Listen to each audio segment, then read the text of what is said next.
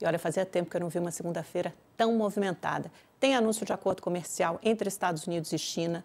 Tem mais 15 minutos extras para você de Mercado Aberto. Hoje vamos até 8h45. Vocês ficam mais tempo com a gente e não vai faltar informação, repercussão, entrevista, análise. E terceiro fator, hoje tem entrevista exclusiva com o ministro da Fazenda, Fernando Haddad, logo mais, aqui às 9 horas da manhã, no canal UOL, no YouTube, na televisão, para você uma entrevista que será mediada por José Roberto de Toledo e Fabíola Cidral, aqui do UOL, e a primeira a repercutir o acordo de China e Estados Unidos com o ministro da Fazenda. Então, estamos aqui, olha, bombando hoje, assim como o mercado financeiro.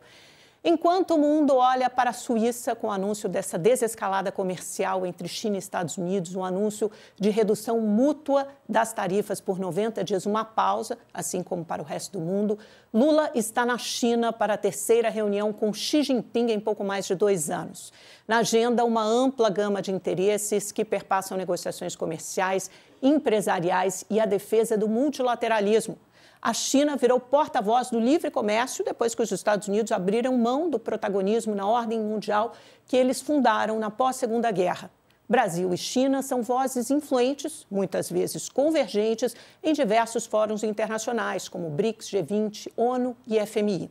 Por mais que fontes do Itamaraty insistam que é do interesse do Brasil ter a melhor relação possível com os chineses e americanos, atos falam mais do que palavras e as últimas ações do presidente Lula deixam claro sua aproximação com países como Rússia e China, que representam um arco de influência em oposição aos Estados Unidos. Na visita à Ucrânia, Lula fez duras críticas ao governo americano. Frente a frente com Putin, assim no tete-a-tete, Lula disse: as últimas decisões anunciadas pelo presidente dos Estados Unidos de taxação do comércio jogam por terra muitas vezes o respeito à soberania dos países que temos que ter. Talvez o brasileiro tenha esquecido momentaneamente que Putin cometeu o maior ataque à soberania de outro país ao invadir a Ucrânia. Na China, além da reunião bilateral com Xi Jinping, Lula também participa do Fórum CELAC-China, que é a comunidade de estados latinos e carimbenhos. A China é o principal parceiro comercial da maioria dos países da América Latina e Caribe, além de um importante investidor. O país asiático se ocupou e ocupou a região que os Estados Unidos ignoram há décadas. A agenda que promove o Sul Global é um dos pontos centrais do discurso de política externa de Lula. E o novo cenário de guerra tarifária contribui para jogar o Brasil no colo da China. Além da expectativa de ampliar o comércio com a China na área agrícola, agora que os Estados Unidos se afastaram um pouco do jogo, estão momentaneamente fora, há também interesse em aumentar os investimentos chineses no Brasil, na indústria, ciência e tecnologia, infraestrutura e tecnologia. Beneficiar programas como o Novo PAC, Nova Rota da Seda, um investimento bilionário da China em infraestrutura em mais de 100 países do mundo, a qual o Brasil não aderiu formalmente, mas pode se beneficiar com aportes para a construção de corredores bioceânicos, encurtando o caminho até a Ásia. Uma série de acordos será anunciada formalmente na terça-feira. Nesta nova ordem global em construção, nossos olhos, pelo menos neste governo, estão voltados para o Oriente. E vamos lá, porque o presidente da República fala neste momento. Pessoal, ainda temos Lula, ele estava falando antes do Mercado Aberto entrar no ar. Está aí, ao vivo para vocês. Vamos ouvir um pouquinho? Que eles possam, confiando no Brasil, compartilhar conosco aquilo que eles sabem fazer. E é isso que nós estamos fazendo com a China, e é isso que eu quero agradecer amanhã ao presidente Xi Jinping pela confiança que ele tem demonstrado na relação com o nosso país.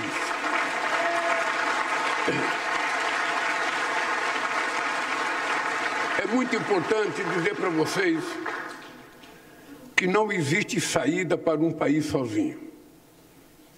É preciso que a gente tenha consciência que nós precisamos trabalhar juntos. É por isso que eu não me conformo com a chamada taxação que o presidente dos Estados Unidos tentou impor ao planeta Terra do dia para a noite. Porque o multilateralismo, depois da Segunda Guerra Mundial, foi o que garantiu todos esses anos de harmonia entre os Estados. Não foi o protecionismo.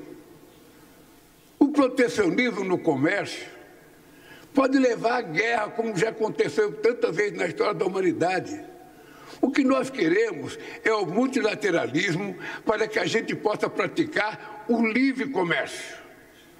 O livre comércio. A gente exporta o que a gente quiser, a gente compra o que a gente quiser, sem precisar ninguém tentar impor qualquer diminuição na soberania de nenhum país. E eu queria dizer aos companheiros empresários chineses que estão aqui, o Brasil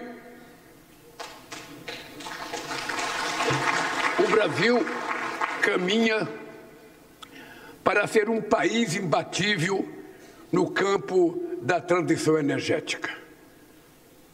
Poucos países do mundo terão condições de oferecer oportunidade da revolução energética como o Brasil pode oferecer. E o Brasil é um país que precisa muito. Nós precisamos de compartilhar interesse na área da defesa, na área da saúde, na área da educação. Nós precisamos abrir convênios com as universidades chinesas para formar matemáticos aqui, para formar cientistas aqui, para formar físicos aqui, para formar gente capaz de ajudar o Brasil a se desenvolver. Porque a parceria não pode ser comercial. Ouvimos aí um pouco da fala do presidente Lula, em que novamente ele criticou, né, o isolacionismo, o protecionismo de Donald Trump. Já já a gente vai entrar nessa seara para mostrar para vocês que houve uma negociação de um acordo entre China e Estados Unidos nesse fim de semana. Antes, eu só queria enfatizar um pouco mais desse encontro, essa terceira visita do Lula com o Xi Jinping. Ele já foi 2 vezes à China nesse terceiro mandato. Xi Jinping veio uma ao Brasil, deve vir mais uma aqui no meio do ano para a reunião dos BRICS, que é comandada agora pelo Brasil, nesse rodízio que eles fazem das presidências. Agora, um pouquinho da agenda do Lula nessa manhã. Ele participou de 4 audiências com uma série de executivos de grandes empresas chinesas e já anunciou investimento de $1 bilhão na produção de SAF, um pouco nessa esteira da transição energética a qual ele se referia agora. O SAF é o combustível renovável de aviação, né? E como é que isso vai acontecer? Por meio do Envision Group e na criação de um centro de pesquisa e desenvolvimento numa parceria entre Whitney Technology e a Senai Cimatec na área de energia renovável. O Rui Costa diz que o Brasil se tornará um dos maiores produtores de combustíveis verdes de aviação. Rui Costa, claro, é o ministro da Casa Civil. E tem uma coluna também, uma reportagem muito interessante do Nelson de Sá, hoje na Folha de São Paulo. Ele está em Pequim e ele traz, se a gente conseguir colocar um pouquinho para baixo, uma série de outros investimentos que devem ser anunciados entre hoje e amanhã. Olha aí, entre os destaques estão a fabricante de semicondutores Longsys, que vai construir unidades em São Paulo e Manaus, o app de entrega Meituan, que vai levar ao Brasil seu braço internacional, Kita, e a rede de sorvete, chás e sucos Michui, que se tornou a maior cadeia de fast food do mundo ao superar o McDonald's. Então, tem uma série de acordos, de investimentos, de negociações comerciais que devem ser anunciados entre hoje e amanhã.